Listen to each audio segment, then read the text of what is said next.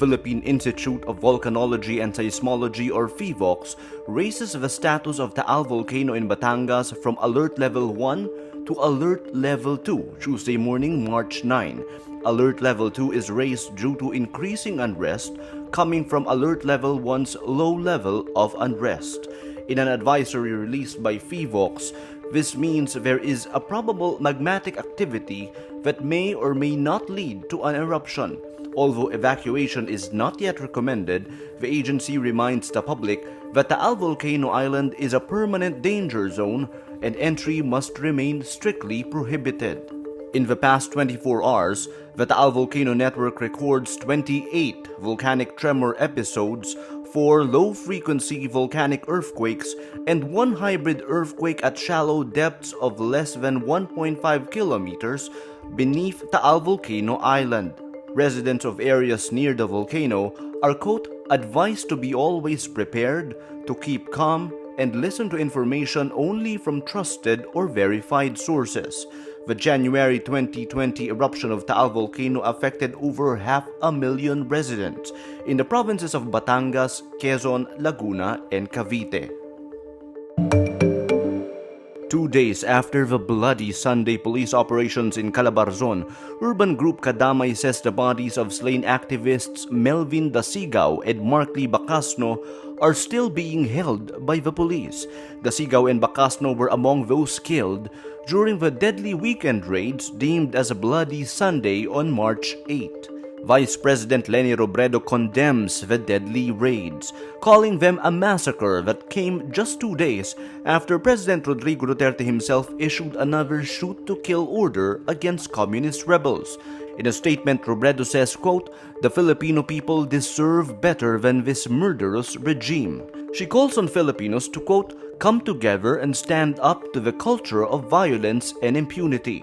Robredo also urges an independent investigation into the killings so that justice will be served to the victims and their families. The Commission on Human Rights also says the Philippine government fails to address widespread killings in the country despite commitments made to uphold human rights. In a statement, CHR spokesperson Jacqueline De Guia says the Commission has, quote, yet to see a concrete response to a repeated plea for a tangible reduction of violence on the ground. In Samar Province, Calbayog City Mayor Ronaldo Aquino was killed in an ambush Monday afternoon, March 8. An Inquirer report says Aquino was on his way to his son's birthday party when armed men from another vehicle fired at his van. Aquino, his bodyguard, and his driver were killed in the ambush. 2 of the gunmen, who were identified as police officers, were also killed. Data from the health department shows the number of hospital admissions quickly increased from February 21 to March 6. Experts from Octa Research warn of a new COVID-19 surge in Metro Manila, predicting the cases may reach as much as 6,000 daily by March 31. Data as of March 6 shows of the 149 hospitals catering to COVID-19 patients in Metro Manila, 115 are still considered to be in the safe zone, with less than 60% occupancy. 11 other hospitals are under a moderate classification with 60% to 70% occupancy, and 19 hospitals are high risk with 70% to 85% occupancy. The quick increase in admissions in recent weeks comes as the DOH reported a marked rise in cases.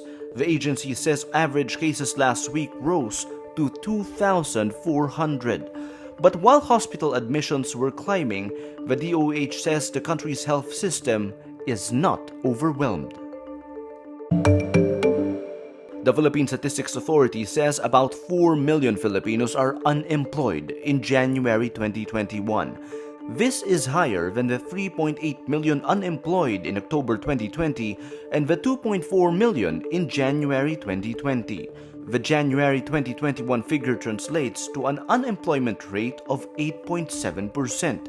Meanwhile, there are 6.6 million underemployed or people who have jobs but are looking for more to meet daily needs. The government's economic team attributes the unemployment rate increase to weather disturbances, the African swine fever outbreak, and continued mobility restrictions that have affected travel and tourism. but the government's economic team sees signs of recovery despite unemployment staying high. The team reiterates its call to gradually and safely relax quarantine restrictions, expand the age group allowed to go out, and further reopen public transportation.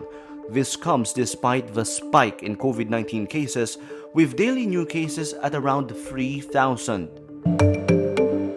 About 17.1 million Americans watched Oprah Winfrey's bombshell television interview with Prince Harry and his wife Meghan. U.S. television network CBS says the 2-hour interview, aired Sunday, March 7, drew the biggest audience for any entertainment special since the Oscars telecast in February 2020, which was watched by 23.6 million viewers. Sunday's interview was the first given by the couple since they stepped back from the British royal family a year ago. In the interview, Harry and Meghan accused the royal family of racism and of failing to protect them from negative media coverage. Meghan spoke of feeling suicidal, while Harry said his father, Prince Charles, let him down. The interview dominated the conversation on social media, morning television shows, and newspaper front pages in Britain and abroad. The hashtag Harry and Meghan on Oprah was among the top 5 trending items worldwide on Twitter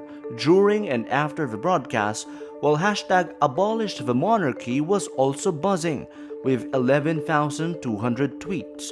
Much of the coverage centered on the dramatic moment when Meghan said her son Archie was denied the title of prince because there were concerns within the royal family, quote, about how dark his skin might be when he is born.